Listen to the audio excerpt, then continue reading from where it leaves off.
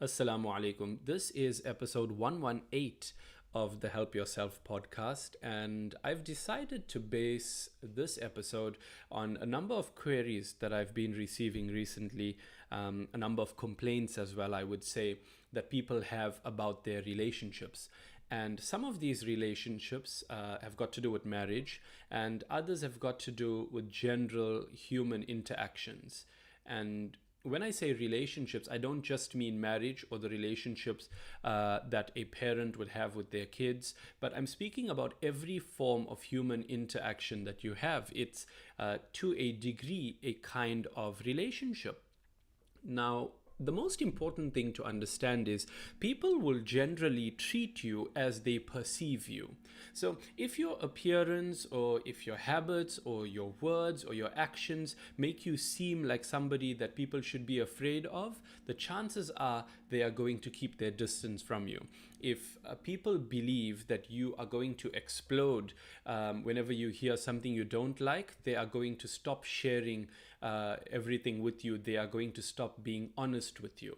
If people see you as somebody who's jovial, somebody who's approachable, somebody who's understanding, then the chances are quite high that they are going to be able or feel comfortable enough to share their thoughts with you, to share their feelings with you, and you are going to be able to grow that relationship.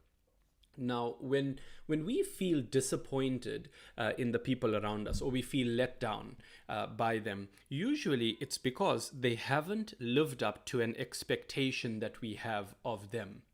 So we expect them to know certain things, and if they don't respond in the manner that we'd like them to, we start feeling let down. So there are three things that nobody knows apart from you. So the people around you don't know it. It could be your spouse, it could be your kids, it could be your parents, your siblings. None of them know these things. The first is they don't know what you want. Now, one of our challenges as human beings has always been adequately and clearly communicating what it is that we want. And sometimes out of fear, we don't express it clearly. Sometimes out of fear of how the other person will respond. And sometimes just because we feel that they should know what we want.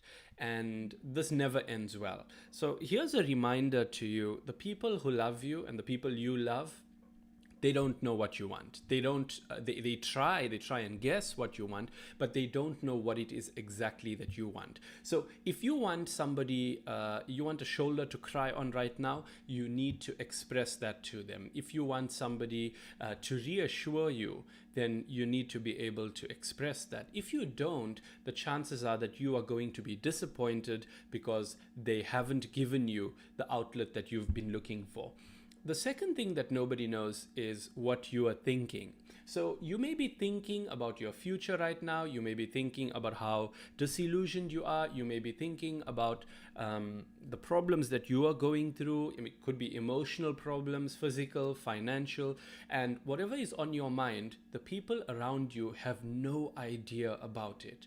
So sometimes we expect people to stay out of our way. We expect them to not irritate us with meaningless things, or we expect them to be aware that I've got a lot on my mind right now. But they can't unless you adequately communicate that to them. And the last thing that nobody knows, especially the people around you don't know, is how you are feeling. So if you are feeling demotivated, disillusioned, or depressed, or stressed, or if you are terribly anxious, or you are suffering from anxiety, you are living with it, the people around you don't know this. Unless it's communicated to them, they are never going to be able to do whatever they can to help you out. Usually we expect people or the people around us to help us with our problems, but if they don't know these three things, if they don't know what you want, if they don't know what you are thinking and what you are feeling like, if they are unaware of this, and sometimes we feel, and many of us to an extent have been conditioned to hide these things. We believe that I will be labeled with a word that I don't like, or I'll be called terms that I don't like if I say these things, or if I say this, if I share my feelings, if I say that I'm feeling depressed, or if I say that I'm feeling disillusioned or lost or taken advantage of, if I express this, then it looks like I'm failing. I will look like a failure. It will look like I can't get my life in order. It will look like I don't know what I'm doing, like I'm losing control, etc. Now, most of these fears, they force us, they drive us away from the people that we love. So, three simple things. I've tried to keep this episode as short as possible. Three simple things: what you want, what you are thinking, and what you are feeling. Please cultivate the habit of sharing this with the people you love. Obviously, you've got to understand the levels of love and the different kinds of relationships that you have, meaning you are going to share some things with your spouse which you aren't necessarily going to share with your friends, and so on. But when you start doing this, it will give the other person the courage to also do the same, because relationships thrive when we have the courage to express who we truly are and what we are truly going through to the other person. We can't hide everything and believe, well, I'm just going to do all of this so that I don't appear like a failure, or I don't want to bother them, or I don't want to get them panicked, I don't want them to worry. When we do that, then what happens is we start distancing ourselves from them, because love doesn't thrive solely on being very close to the person physically. So it doesn't mean that you've got to be there 1 meter away from them all the time, and that's how love is going to thrive. Love starts to thrive when we have the courage to do the things that we've been avoiding.